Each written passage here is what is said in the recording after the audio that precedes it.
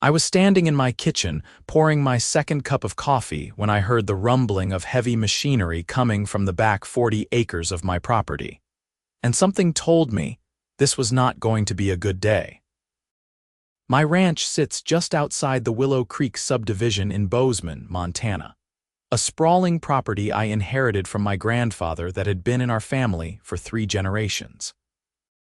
The land was mine free and clear, 20 acres of prime pasture where I kept my quarter horses and a small herd of cattle. I set down my mug and walked to the back window, squinting against the morning sun to see what the hell was going on. What I saw made my blood pressure spike immediately. A massive dump truck with Willow Creek HOA maintenance emblazoned on the side was backing up to my fence line, and as I watched in disbelief, the bed began to tilt upward. Within seconds, a cascade of construction debris came tumbling out onto my pasture. Broken concrete chunks, splintered wooden beams, twisted rebar, shattered drywall, and what looked like old roofing shingles created a mountain of garbage right in the middle of where my horses grazed. I was out the door and running across my property before the truck even finished dumping. My boots pounded against the earth as I covered the distance, but by the time I reached the fence, the truck was already pulling away, diesel smoke belching from its exhaust. I could see the driver clearly, a younger guy in a high-visibility vest who was very deliberately not looking in my direction as he accelerated down the access road that ran along the subdivision's border. The pile of debris was enormous, easily 15 feet high and spreading across a good portion of my best grazing land. I could see rusty nails poking out of boards, jagged edges of metal, and broken glass glinting in the sunlight.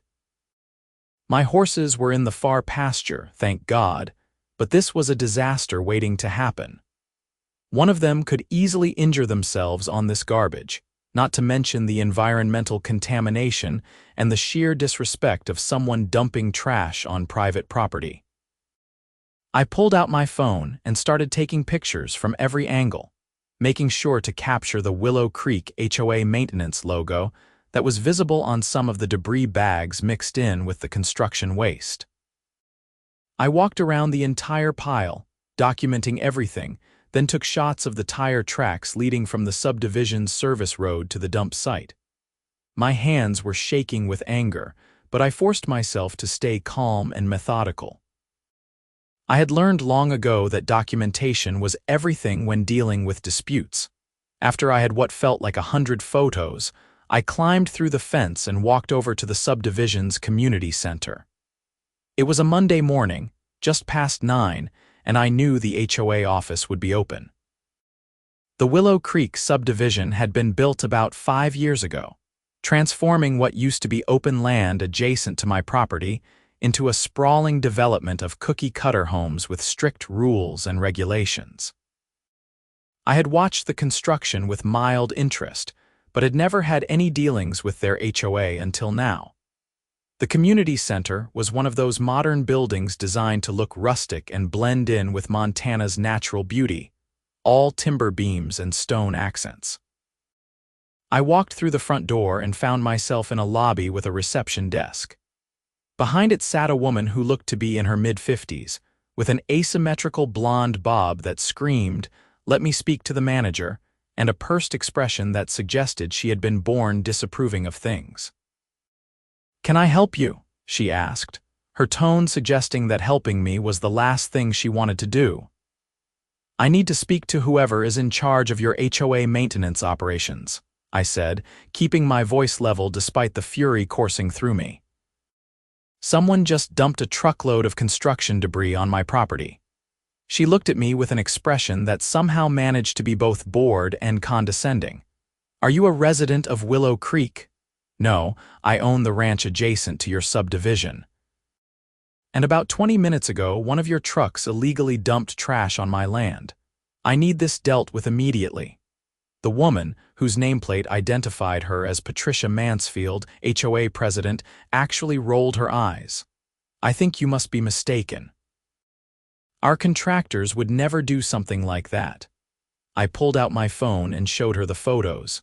"This is your truck. That's your logo, and this is my property, which I can prove with the deed that I have back at my house.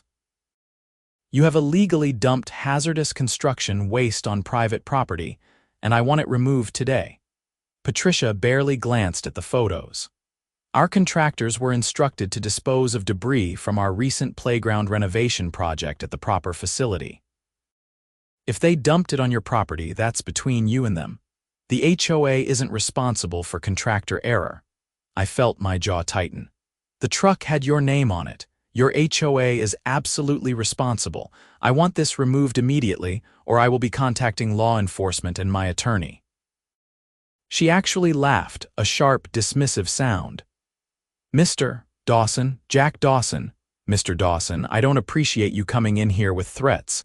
If you have an issue with where some debris ended up, you're welcome to file a formal complaint in writing. We'll review it at our next board meeting, which is in 3 weeks. 3 weeks? Are you serious? That pile is a safety hazard. I have livestock that could be injured." Patricia shrugged. "Perhaps you should have better fencing then. Now, if you'll excuse me, I have actual residents to attend to." I stood there for a moment, genuinely stunned by her dismissive attitude. "You do realize that illegal dumping on private property is a crime in Montana, right? I can involve the sheriff's department right now." "Feel free," she said, turning back to her computer screen. "But I think you'll find that proving the HOA had any knowledge of where contractors disposed of debris will be quite difficult. Good day, Mr. Dawson." I walked out of that office with my hands clenched into fists. I sat in my truck for a few minutes, taking deep breaths and considering my options. I could call the sheriff, but something told me that would turn into a long, drawn-out process with lots of paperwork and not much immediate action. I could call a lawyer, but that would be expensive and time-consuming, or I could handle this myself. The answer came to me as I drove back to my property and looked at that massive pile of garbage sitting in my pasture. If they wanted to play dirty, I could play dirty too. They had dumped their trash on my property without permission, violating my property rights and creating a genuine safety hazard. Well, two could play at that game. I spent the rest of that Monday afternoon making phone calls. First, I called my buddy Carlos, who ran a small excavation company. "Hey man, I need a favor. Are you free tomorrow with your skid steer?" "Probably can swing it," Carlos said. "What do you need?" "I need help moving a large pile of debris. It's going to take a few hours." "Sure thing, Jack. What time?" "Let's say 6 in the morning. I want to get an early start." Next, I called my neighbor Tom, who had a flatbed trailer I had borrowed before. "Tom, any chance I could use your flatbed tomorrow? I have a hauling job." "Sure, Jack. Everything okay?" "Just dealing with some HOA nonsense. I'll explain later." That evening, I walked out to the debris pile again and really examined it. Mixed in with the construction waste were official-looking documents and invoices, partially covered in concrete dust, but still readable. I carefully extracted several of them and took them back to my house. Under better light, I could see they were work orders and invoices for the Willow Creek HOA playground renovation, complete with Patricia Mansfield's signature approving the work. These documents proved the HOA had direct knowledge of the debris and had contracted for its removal. The fact that it ended up on my property was absolutely their responsibility. I scanned all the documents and emailed them to myself, creating a digital backup. Then I made one more call, this time to my cousin Derek, who worked as a paralegal in Billings. "Derek, if someone illegally dumps on your property and refuses to remove it, what are your options?" "Well, legally you'd need to document it, notify them in writing, and if they don't comply, you could sue for removal costs and damages." "Why, what happened?" I explained the situation. Derek whistled. "That's pretty blatant. You've got photos, tons, plus documents proving they knew about the debris. Then you've got a solid case. But going through the courts will take months, Jack. Is that what you want?" "Not exactly. What if I just return their property to them?" Derek was quiet for a moment. "You mean haul it back? They left it on my land. I'm just returning lost property to its rightful owner." Technically, once they dumped it, it could be considered abandoned property, which might give you the right to dispose of it as you see fit. But Jack, if you're thinking of doing what I think you're thinking, just be careful. Don't trespass, don't cause damage beyond the dumping itself, and document everything. Always do.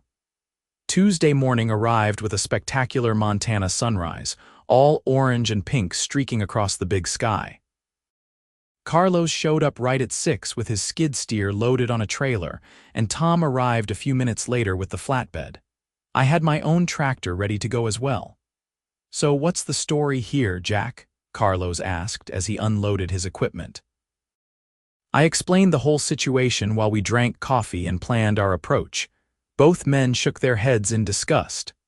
"HOAs are the worst," Tom said. "My sister lives in one down in Missoula, and they fined her $300 because her mailbox was the wrong shade of black." Can you believe that? The wrong shade. "That's exactly the kind of petty tyrant mentality I'm dealing with," I said. "So here's what we're going to do."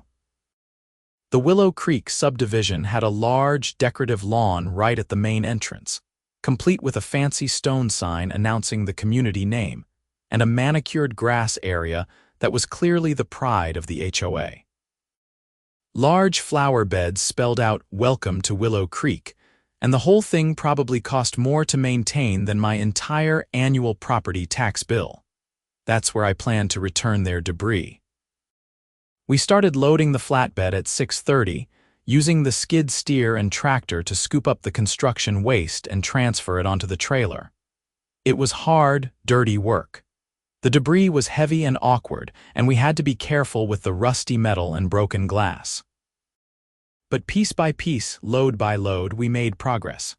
"This is going to take multiple trips," Carlos observed as we secured the first load with straps. "I know, that's why I wanted to start early." By 8 in the morning, we were ready for our first delivery.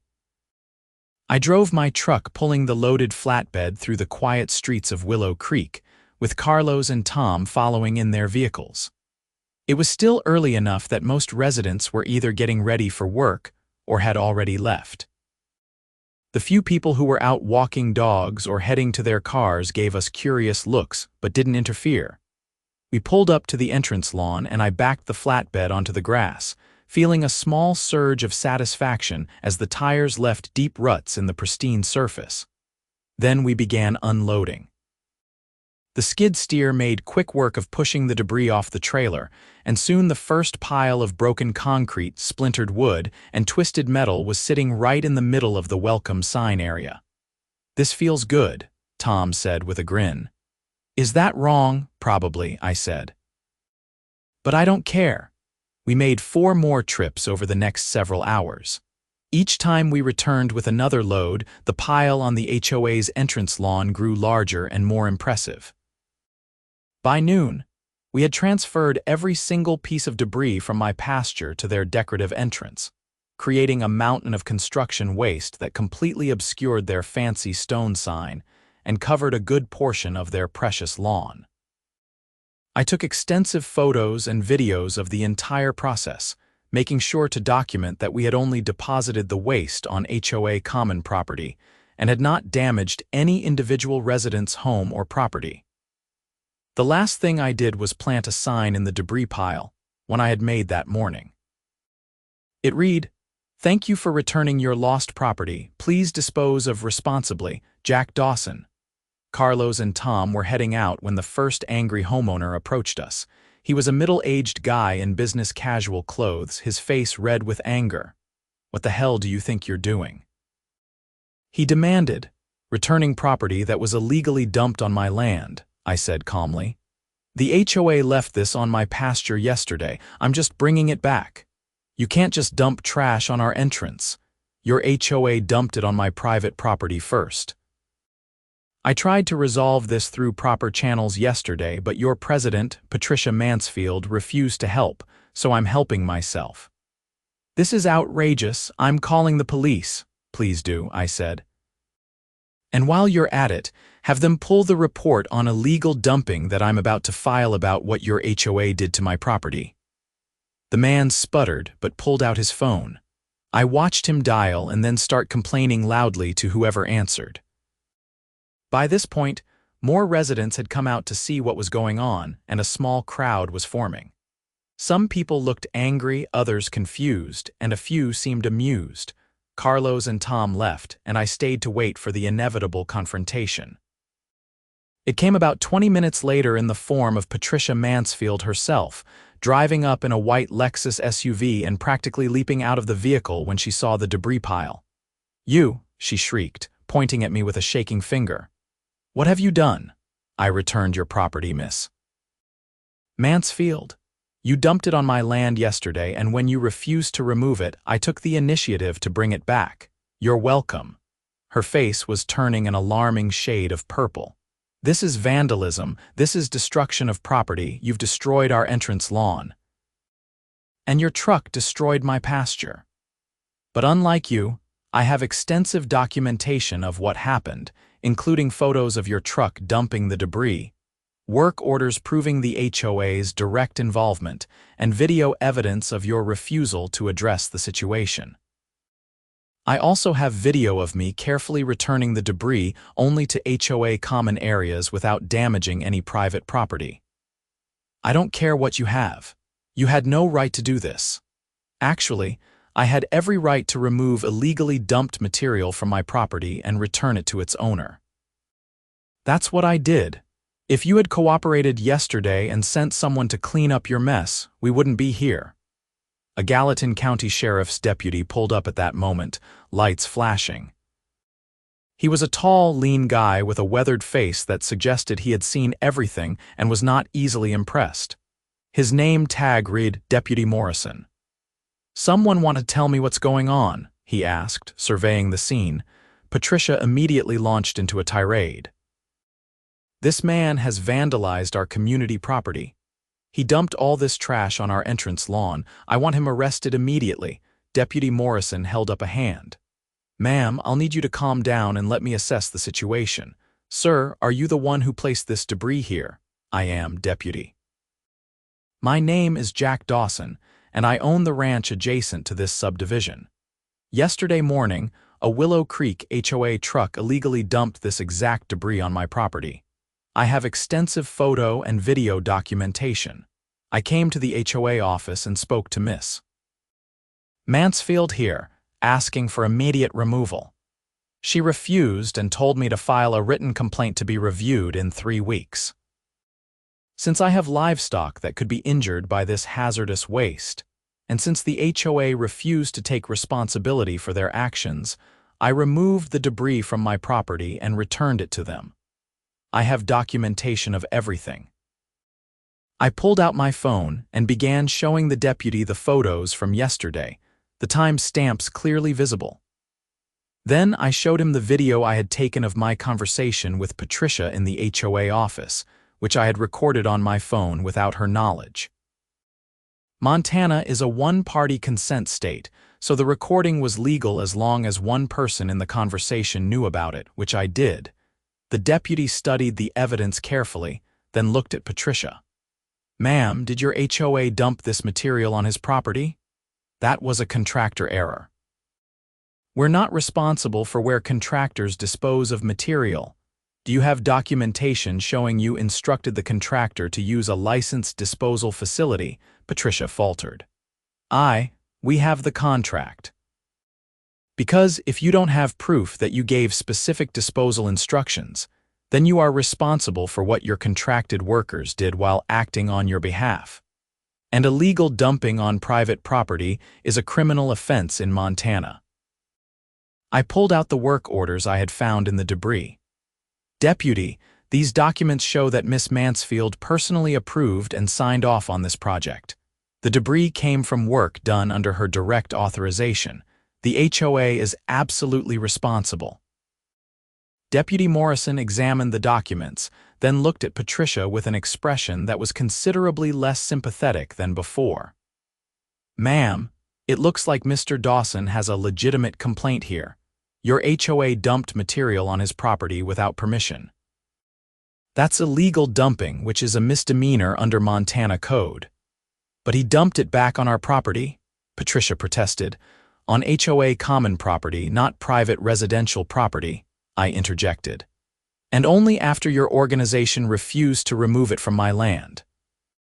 I have video evidence of your refusal to cooperate, the deputy sighed. Here's how this is going to work. Miss Mansfield, your HOA is going to arrange for proper disposal of this debris within 48 hours. Mr. Dawson, you're going to provide Deputy Hanson back at the station with all your documentation regarding the initial illegal dumping. We'll be opening an investigation into the HOA's dumping practices. If we find evidence of criminal negligence or intentional illegal dumping, charges may be filed. This is ridiculous, Patricia snapped. Our residents pay taxes. We demand protection from vandals like him. Ma'am, Mr. Dawson is the victim here, not the perpetrator. He defended his property rights. Now I suggest you contact a waste management company and get this material properly disposed of before I write you a citation for creating a public nuisance. Patricia looked like she wanted to argue more, but something in Deputy Morrison's expression must have convinced her that would be a bad idea. She turned on her heel and stalked back to her Lexus, yanking out her phone and jabbing at it angrily. The deputy turned to me. Mr. Dawson, I appreciate that you documented everything, but next time call us first. Let us handle it through official channels. Will do, deputy, but I have to ask, would you have been able to force them to remove it immediately? He was quiet for a moment. Probably not.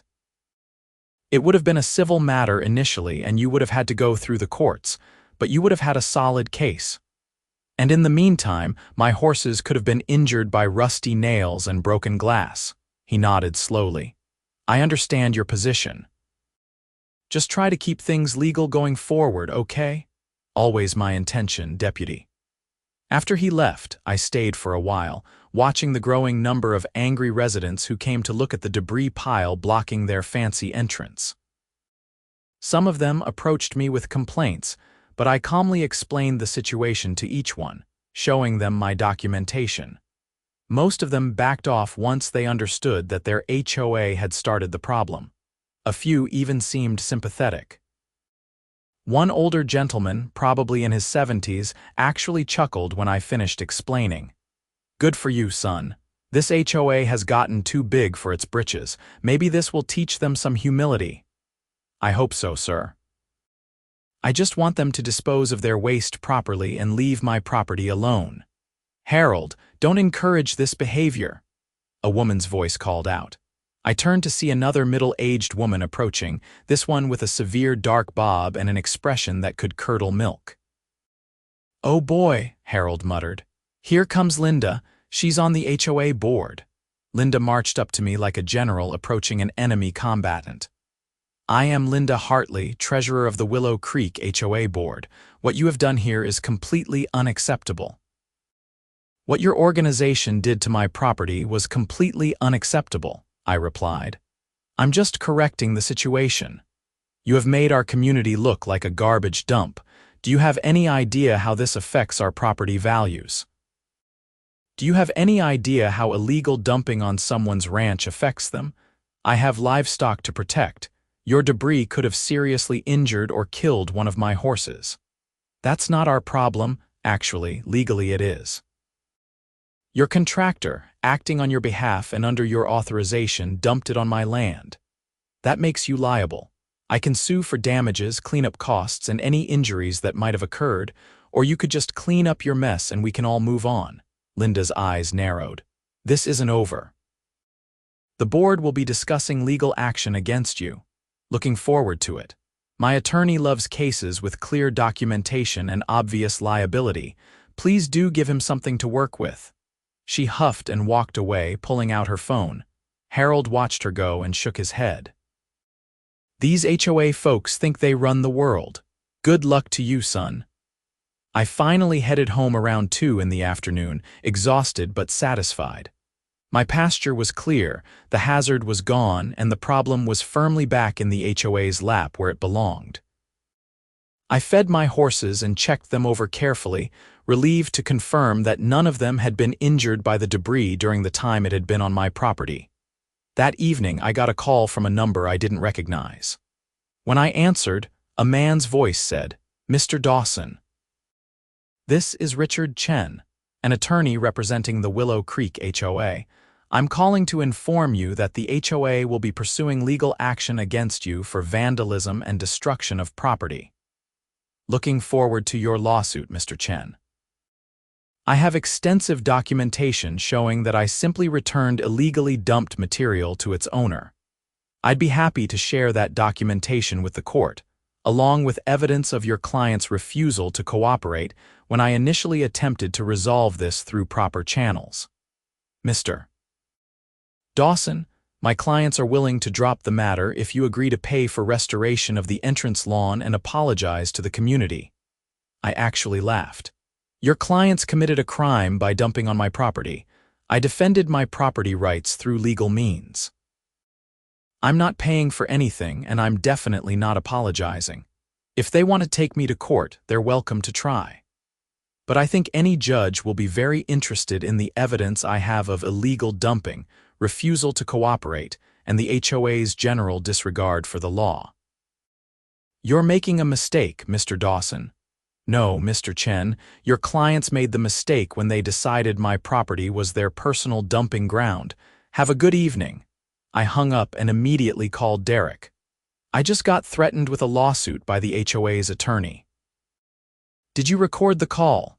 "No, I didn't think to." "Start recording everything, Jack. If they call again, use your phone's recording app and send me all your documentation. I want to review it." I spent that evening organizing all my photos, videos, documents, and evidence into a comprehensive file that I shared with Derek. He called me back an hour later. "Jack, this is airtight. You have them dead to rights on illegal dumping. The work orders prove HOA knowledge and authorization. The photos prove their truck did it. The video of Patricia refusing to help proves they failed to mitigate the damage. And your documentation of carefully returning the debris only to common areas shows you acted reasonably. If they sue you, they will lose, and you'll probably win a countersuit for your time, expenses, and the cost of defending yourself." "Good. I was pretty sure I had covered all my bases, but it's nice to hear you confirm it. The only risk is if they try to claim emotional distress or some other soft damages from their residents. But even that's a stretch given the circumstances. Just keep documenting everything and don't engage in any further self-help. If they don't clean it up within the 48 hours the deputy gave them, call the sheriff's department and file a formal complaint." Wednesday came and went with no action from the HOA. I drove past their entrance in the evening and saw the debris pile still sitting there, looking even worse as wind had scattered some of the lighter material around. Several residents were standing around looking at it, and I could see someone who might have been a local news crew filming the scene. Thursday morning, my phone rang at 7 in the morning. It was Deputy Morrison. "Mr. Dawson, just wanted to give you a heads up. The HOA has filed a formal complaint against you for illegal dumping and vandalism. I've reviewed all the evidence you provided, and I don't think their complaint has merit, but I need you to come down to the station and give an official statement. I can be there in an hour. That works. Oh, and you should know that the local news is running a story on this. It's gotten some attention on social media. Apparently someone posted about it and it went viral." Great, I thought as I drove to the sheriff's station in Bozeman, just what I needed to become an internet sensation. But when I checked my phone at a stoplight, I saw what Deputy Morrison meant. Someone had posted photos of the debris pile at the Willow Creek entrance with a caption explaining the situation, and it had been shared thousands of times. The comments were overwhelmingly supportive of me, with people sharing their own HOA horror stories and praising me for standing up to HOA tyranny. At the station, I gave a detailed statement to Deputy Morrison and another officer, Deputy Hanson, who was heading up the investigation. I walked them through the entire timeline, provided all my documentation, and explained my reasoning for every action I had taken. "Mr. Dawson, I have to say, "This is one of the most thoroughly documented cases I've ever seen," Deputy Hansen said. "You did everything right from an evidence standpoint. I've learned that documentation is everything. My grandfather taught me that when I was young. He always said if something isn't written down, it didn't happen. Smart man. Okay, here's where we are. We've opened an investigation into the HOA's dumping practices. We're going to interview the truck driver and the contractor to determine whether the dumping was intentional or negligent. Either way, the HOA is liable, but it matters for potential criminal charges. As for their complaint against you, I don't see any basis for it. You were removing illegally dumped material from your property. The fact that you returned it to the party responsible is within your rights. What happens next? We continue the investigation. The county prosecutor will review the evidence and determine whether to file charges against the HOA or any individuals involved. In the meantime, the HOA has until end of business today to remove the debris from their entrance or face a citation for maintaining a public nuisance. I left the sheriff's station feeling cautiously optimistic. When I got home, I found a news van parked in my driveway. A young reporter with perfect hair and too much makeup approached me with a cameraman in tow. "Mr. Dawson, I'm Jessica Martinez from KBOZ News. We're doing a story on the HOA dumping controversy. You have a few minutes to talk to us." I hesitated, but then figured that getting my side of the story out there couldn't hurt. "Sure, but can we do it without showing my house? I'd prefer to maintain some privacy." "Of course. We can film with the pasture in the background." We did the interview standing by my back fence, with my horses visible in the distance. Jessica asked intelligent questions and seemed genuinely interested in the facts rather than just sensationalism. I explained the situation clearly and calmly, emphasizing that I had tried to resolve things peacefully before taking action. "Some people are calling you a vigilante," Jessica said. "How do you respond to that?" "I'm not a vigilante. I'm a property owner who defended his rights when authorities couldn't provide immediate relief and the responsible party refused to cooperate. Everything I did was legal and documented. I didn't damage anyone's private property. I simply returned waste material to the organization that put it on my land in the first place. The HOA claims you're a nuisance neighbor who has been hostile to the subdivision from the beginning. That's completely false. I've never had any interaction with the Willow Creek subdivision until they dumped trash on my property. I've been a good neighbor. I maintain my fences, I keep my property clean, and I don't bother anyone. Ask any of my actual neighbors, the ranchers and farmers who have been here for decades. They'll tell you I'm easy to get along with." The interview aired that evening on the local news, and according to Derek, who called me right after it ran, I came across as reasonable and sympathetic while the HOA looked petty and vindictive. The news story also mentioned that the sheriff's department was investigating the HOA for illegal dumping, which apparently sent the HOA board into a panic. Friday morning, I woke up to find the debris pile at the Willow Creek entrance had been removed. A professional waste management company must have worked through the night, because the entrance lawn was clear except for the damage to the grass and the ruts from the equipment. The HOA had complied with the deputy's order just in time. I thought that might be the end of it, but I was wrong. That afternoon, I got a certified letter from the HOA's attorney, Richard Chen. It was a cease and desist letter demanding that I stop making defamatory statements about the HOA and threatening a lawsuit for damages if I continued to speak to the media. I scanned the letter and emailed it to Derek, then called him. Can they actually do this? They can send whatever letters they want, but they have no case. Truth is an absolute defense against defamation. Everything you've said is documented and provable. This is just intimidation tactics. Ignore it. Should I respond? I'll draft a response for you. We'll make it clear that you have no intention of being silenced and that any lawsuit will be met with an aggressive defense and a countersuit for abuse of process. Derek sent me his draft response that evening, and it was a thing of beauty. Polite but firm, it laid out in detail exactly why the HOA's threats were baseless and warned them that further harassment would result in legal action from my side. I signed it and mailed it back to Richard Chen's office. The following week brought more developments. Deputy Hansen called to tell me that they had interviewed the truck driver who dumped the debris. According to the driver, he had been specifically instructed by Patricia Mansfield to dispose of the material somewhere out of sight where it won't cost us anything. When he mentioned that the only nearby location was my pasture, Patricia had allegedly said, "I don't care where you put it, just get rid of it and don't charge us disposal fees." "That's pretty damning," I said. "It is. The driver is willing to testify to this conversation."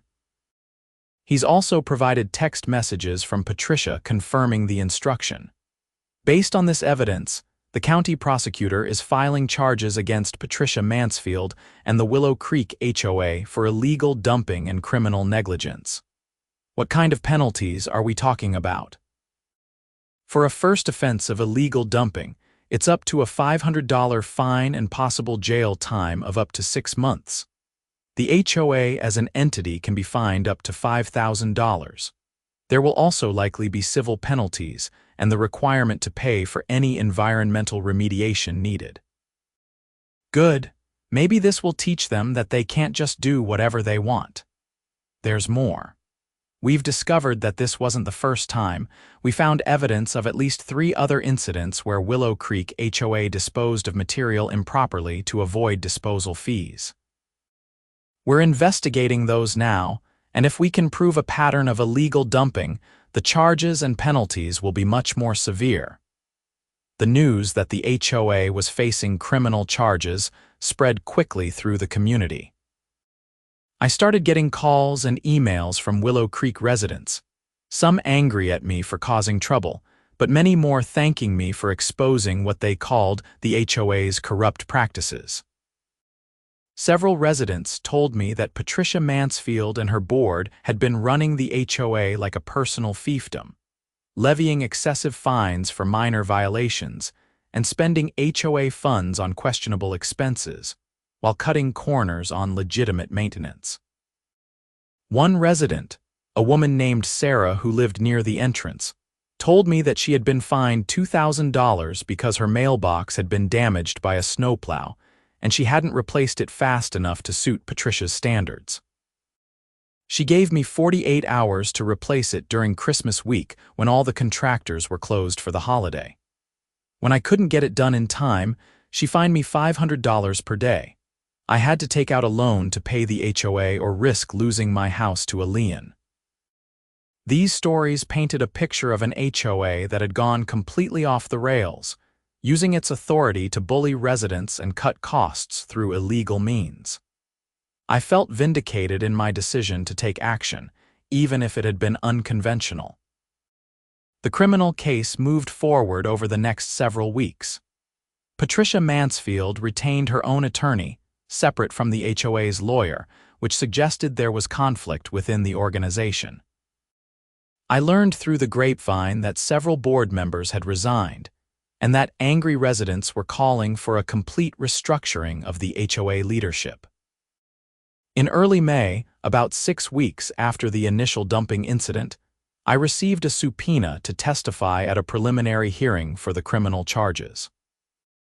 I showed up at the Gallatin County Courthouse in Bozeman wearing my best jeans and a clean button-down shirt, feeling out of place in the formal setting.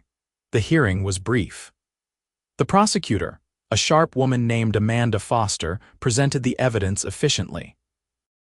She showed the photos of the dumping, played the video of my conversation with Patricia, presented the truck driver's testimony and text messages, and called me to the stand to verify the timeline of events.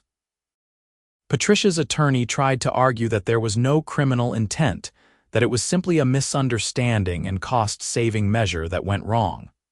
But the text messages were clear. Patricia had instructed the driver to dump the material illegally to avoid disposal fees, knowing full well that it was wrong. The judge, an older man with steel gray hair and a no-nonsense demeanor, reviewed the evidence, and ruled that there was sufficient cause to proceed to trial on all charges. He set a trial date for July and addressed Patricia directly.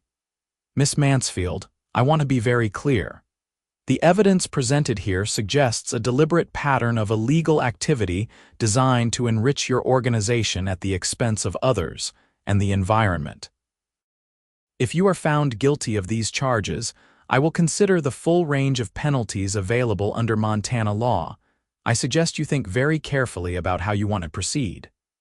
Patricia looked pale and shaken as she left the courthouse. I watched her go, feeling no satisfaction. I hadn't wanted any of this. I just wanted to be left alone on my property. As the trial date approached, I received a call from Richard Chen, the HOA's attorney. His tone was very different from our previous conversations. "Mr. Dawson, I'm calling on behalf of the Willow Creek HOA board. The board has undergone some changes in leadership, and the new president would like to meet with you to discuss a settlement." "What kind of settlement?" "The new board wants to make this right. They're prepared to offer compensation for your time, expenses, and the damage to your property. They would also like to issue a formal apology." "What about the criminal charges against Patricia?" "Those are separate.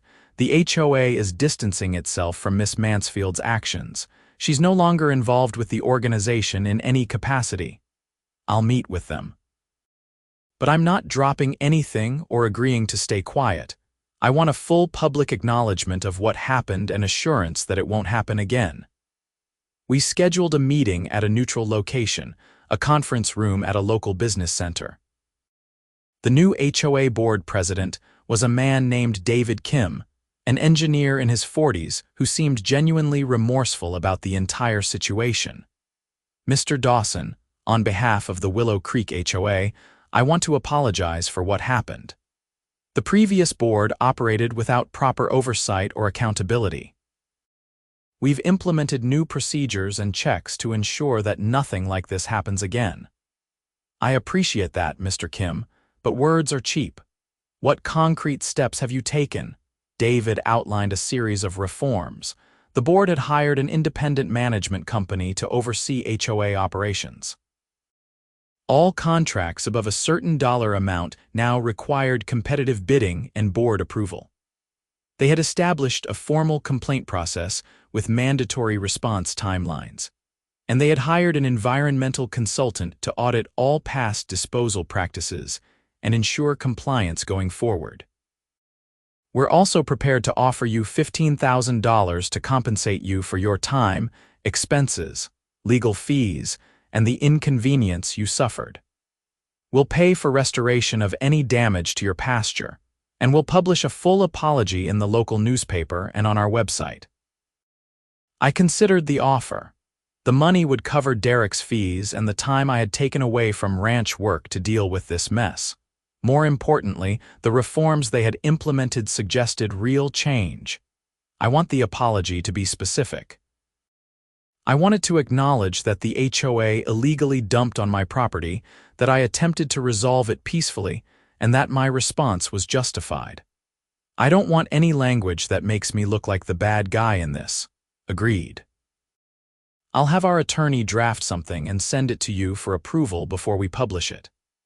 And I want a permanent easement agreement that prohibits any HOA activity on my property without my explicit written consent. I don't want trucks, people, or anything else from your subdivision crossing onto my land. That's reasonable. We'll draft that as well. We shook hands, and I left feeling like justice had been done, at least as far as the HOA was concerned. The criminal case against Patricia was still pending, but that was out of my hands. The trial took place in mid-July, and it was a surprisingly quick affair. Patricia's attorney tried to mount a defense based on the argument that Patricia was just trying to save money for the HOA and had made a bad judgment call rather than committing a deliberate crime. But the evidence was overwhelming. The text messages showed clear intent to break the law. The truck driver's testimony was credible and detailed, and the discovery of multiple previous illegal dumping incidents established a pattern of criminal behavior. The jury deliberated for less than 3 hours before returning a guilty verdict on all charges. Patricia was sentenced to 90 days in jail, suspended pending 2 years probation, and ordered to pay a fine of $2,000 plus restitution for environmental cleanup costs. The HOA as an entity was fined $15,000 and placed on probation with quarterly audits of their operations. As I left the courthouse after the sentencing, I ran into Sarah, the resident who had told me about her mailbox fine. She was beaming. "The new board reviewed all of Patricia's fines and fees," she said. "They're refunding money to dozens of residents who were overcharged or fined unfairly. I'm getting back $1,800. That's great, Sarah. I'm glad something good came out of all this. You should know that a lot of us are grateful for what you did." Patricia and her cronies were running this HOA like their personal piggy bank. You exposed that and forced real change. Thank you. I drove home that day feeling a sense of closure that had been missing throughout this entire ordeal. The justice system had worked, reforms had been implemented, and a bully had been held accountable for her actions. My property was safe. My rights had been vindicated, and I had even made a few new friends among the Willow Creek residents who appreciated what I had done. The check from the HOA arrived a week later, along with the signed easement agreement and a beautifully worded apology that was published in the Bozeman Daily Chronicle. The apology didn't try to excuse or minimize what had happened. It acknowledged the illegal dumping, accepted full responsibility, detailed the reforms that had been implemented, and thanked me for my patience in working with the new board to resolve the matter. I framed a copy of that apology and hung it in my barn, not out of pride but as a reminder that standing up for your rights, even when it's difficult and controversial, is sometimes the only way to create real change. My grandfather would have approved. Life returned to normal on the ranch after that. My horses grazed peacefully in the back pasture, now completely clear of debris. I maintained my fences, tended my cattle, and enjoyed the big Montana sky that stretched endlessly above my property. The Willow Creek subdivision continued to exist next door, but now with competent, honest leadership that respected boundaries and followed the law. Occasionally, I would see David Kim or other residents from the subdivision around town, and we would exchange friendly waves. The relationship between my property and the subdivision had gone from hostile to neutral to cautiously friendly. Some residents even asked if they could bring their kids to see my horses, and I usually said yes, enjoying the opportunity to teach young people about ranch life. The whole experience taught me several valuable lessons. First, that documentation is absolutely critical when dealing with any dispute. Without my photos, videos, and preserved documents, I would have had no recourse against the HOA's initial denial and subsequent legal threats. Second, that sometimes you have to be willing to take unconventional action to defend your rights, especially when official channels are slow or unresponsive. And third, that most people are fundamentally decent and will support you if you are clearly in the right and act reasonably. I also learned that HOAs, when run properly, can serve a legitimate purpose in maintaining community standards and property values. The problem isn't the concept of an HOA, but rather the tendency for such organizations to attract petty tyrants who abuse their limited authority to bully others. Strong oversight, clear procedures, and accountability are essential to prevent that abuse. One afternoon in late August, I was sitting on my porch drinking iced tea when a truck pulled up my driveway. It was Carlos, my buddy who had helped move the debris with his skid steer. He was grinning as he got out of the truck.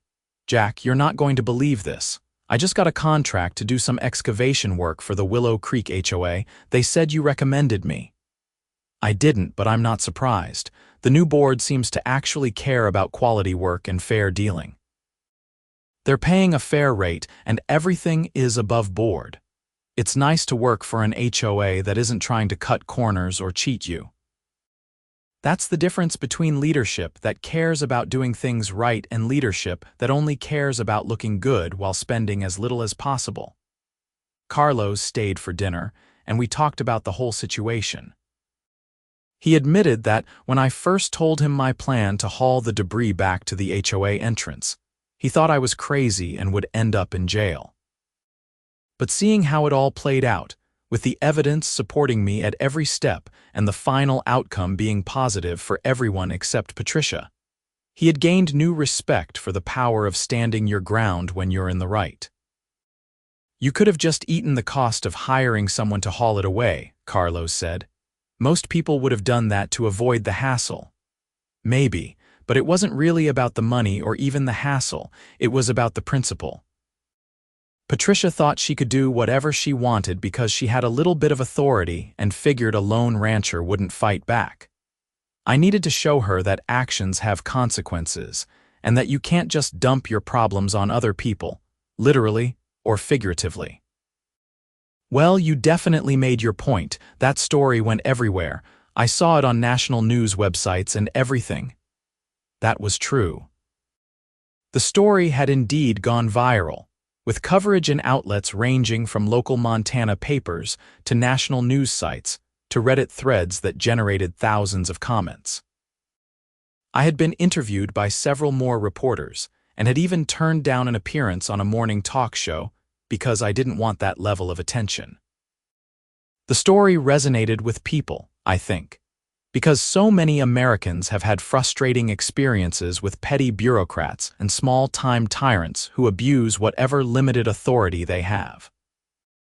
Everyone has dealt with an unreasonable HOA board member or a power-tripping local official, or a manager who thinks their title gives them the right to be a jerk.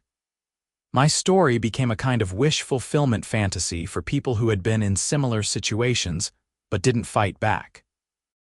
I tried not to let the attention go to my head. I wasn't a hero or a crusader. I was just a rancher who defended his property when someone tried to take advantage of him. But if my experience inspired others to stand up for themselves when faced with similar injustice, then I supposed some good had come from the whole messy situation. As autumn arrived and the leaves began to turn gold and red against the Montana mountains, I reflected on how much had changed in just a few months. My quiet, peaceful existence had been disrupted by a truckload of garbage, leading to confrontations, legal battles, criminal charges, and a brief stint as an internet celebrity. But through it all, I had stayed true to my principles, documented everything, and let the facts speak for themselves. The pasture where the debris had been dumped showed no lasting damage. Grass had grown back over the area, and my horses grazed there without any indication that anything had ever been wrong. Nature had healed itself, and life had moved on. I heard through the grapevine that Patricia Mansfield had moved away from Bozeman, unable to handle the shame and notoriety of her criminal conviction. Part of me felt bad for her, despite everything she had done. Her life had been derailed by a series of bad decisions rooted in arrogance and penny pinching. If she had just done the right thing when I first approached her, none of this would have happened. She would still be HOA president, I would still be an unknown rancher, and the Willow Creek subdivision would have continued on its problematic path. Instead, her downfall had sparked genuine reform. The new HOA board was competent and fair. Residents were happier. The relationship between the subdivision and the surrounding properties had improved. Sometimes it takes a crisis to force necessary change, even if that crisis comes in the form of a debris pile at the community entrance. One evening in October, as I was closing up the barn for the night, I noticed David Kim walking along the fence line that separated my property from the subdivision. He waved, and I walked over to meet him.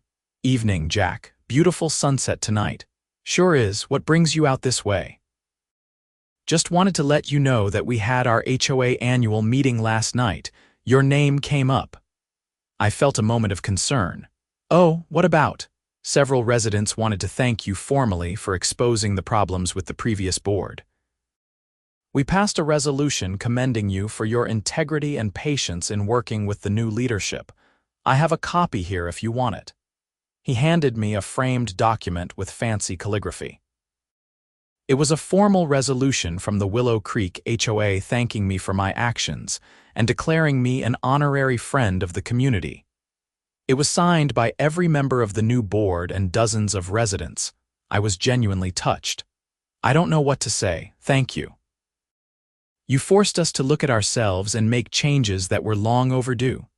A lot of us were uncomfortable with how Patricia ran things, but nobody wanted to rock the boat. You rocked it pretty hard and we're all better off for it."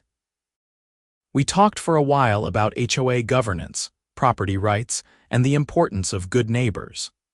David told me about his background as an engineer and how those skills helped him bring systematic thinking to HOA management. I told him about my grandfather and the lessons he had taught me about land stewardship and standing up for what's right. As the sun finally set behind the mountains and the evening chill descended, we shook hands and David headed back to his house. I stood there for a few more minutes, looking at the framed resolution in my hands and thinking about the strange journey that had led to this moment.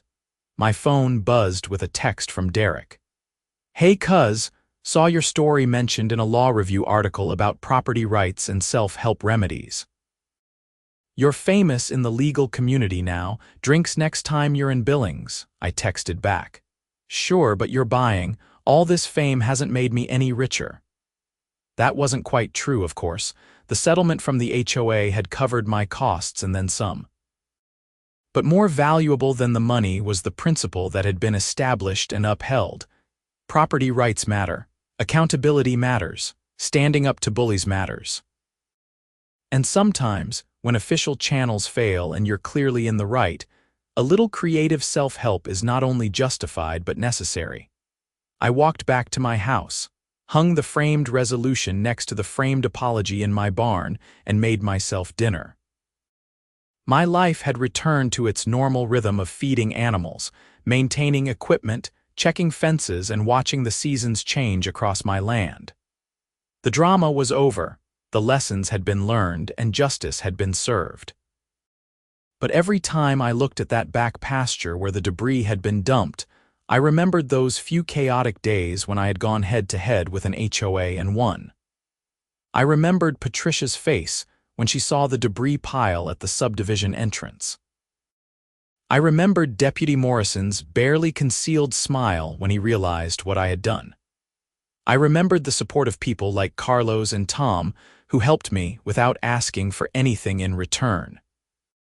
Most of all, I remembered my grandfather's voice in my head, the lessons he had taught me about standing your ground and doing what's right even when it's hard. He had fought his own battles in his time, defending this land from developers and government overreach, and anyone else who thought they could push him around. I was just carrying on that tradition, adapted for the modern age of HOAs and viral videos and social media. The Montana winter came early that year, with the first significant snow falling in November. I spent my days maintaining my property, caring for my animals, and occasionally fielding calls from reporters or legal academics who wanted to discuss my case. I always tried to emphasize that I wasn't special or heroic. I was just someone who refused to be pushed around and who happened to document everything properly. In December, I received a Christmas card from Sarah and several other Willow Creek residents, thanking me again for exposing the HOA corruption and wishing me well. That same week, I got a very different card from Richard Chen, the HOA's attorney, with a handwritten note. "Mr. Dawson, you taught me an important lesson about checking the facts before threatening legal action. Thank you for being gracious in victory. Best wishes for the holidays." I appreciated both cards, but Chen's meant more to me in some ways. It takes humility to admit you were wrong, especially for a lawyer who had threatened me with lawsuits. The fact that he could acknowledge his mistake and thank me for not rubbing his face in it spoke well of his character. As the year drew to a close, I found myself thinking about how one unexpected event, One truck dumping trash on my property had set in motion a chain of consequences that changed so many lives. Patricia had lost her position and her reputation. The HOA had undergone a complete transformation in leadership and culture. Dozens of residents had been refunded unfair fines and fees. New policies had been implemented that would protect future residents from similar abuse, and I had become an unlikely symbol of resistance against petty tyranny. None of it had been planned. I had simply reacted to an injustice in the most direct way possible, trusting in my documentation and my rights to protect me. The fact that it had all worked out was partly luck, partly preparation, and partly the simple truth that I had been right and they had been wrong. On New Year's Eve, I stood on my porch watching fireworks from various celebrations lighting up the distant sky. My horses were safe in their barn, my cattle were settled in their winter pasture, and my property was secure. The HOA that had once threatened me was now sending me thank you cards and honorary resolutions. The woman who had dumped trash on my land was serving probation and living somewhere else. And I was exactly where I wanted to be, on my family's ranch, living life on my own terms. As midnight approached and the new year began, I raised a glass of whiskey to my grandfather's memory, and to the principle that you should never let anyone dump their garbage on your property, whether literally or figuratively. Stand your ground, document everything, and trust in the truth to set things right. The story of the HOA that dumped construction debris on my pasture had ended the way it should have, with accountability, reform, and justice. It hadn't been easy, and there had been moments when I wondered if I had gone too far, or if I should have just hired someone to quietly haul away the debris and avoid all the drama. But looking back, I had no regrets. Sometimes you have to fight. Sometimes you have to make a point. And sometimes you have to haul a mountain of garbage back to where it came from and dump it on their lawn to make them understand that actions have consequences. I had done all of that, and in the process, I had protected my property, exposed corruption, forced positive change, and reminded a lot of people that standing up for yourself is not only right but necessary. The pasture where it all started was now covered in pristine snow, peaceful and beautiful in the winter moonlight. By spring, that snow would melt and the grass would grow green again, and my horses would graze there with no memory of the debris that had once threatened their safety.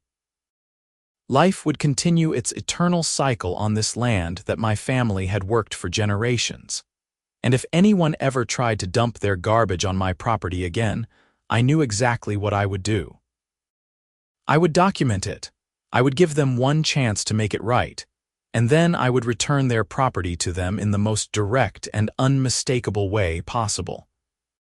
Because that's what my grandfather would have done, and that's what anyone with self-respect and a backbone should do when faced with injustice. The HOA had learned that lesson the hard way, and the story of their education had spread far enough that hopefully others would learn from their example, without having to make the same mistakes. But if not, well, I still had Carlos's number, Tom's trailer, and a tractor that could move mountains of debris when necessary. That was the real ending to this story. Not the legal victories or the viral fame or the honorary resolutions, but the simple knowledge that I had defended what was mine and would do it again if necessary. In Montana, in America, and anywhere people value freedom and property rights, that's what matters most. Stand your ground, protect your rights, and never let anyone dump their garbage on your land without consequences. The new year stretched out before me full of possibility and uncertainty, but one thing was certain. My property was mine, my rights were secure, and anyone who forgot that would get a very direct reminder, delivered by tractor if necessary. That pile of debris at the Willow Creek entrance would stand as a monument in local memory to the simple principle that you reap what you sow. And if you sow garbage on someone else's property, don't be surprised when it ends up back on your doorstep. I finished my whiskey, went inside my warm house, and fell asleep knowing that justice had been served, lessons had been learned, and the land my grandfather had protected was safe for another generation. Sometimes that's all you can ask for, and sometimes it's everything.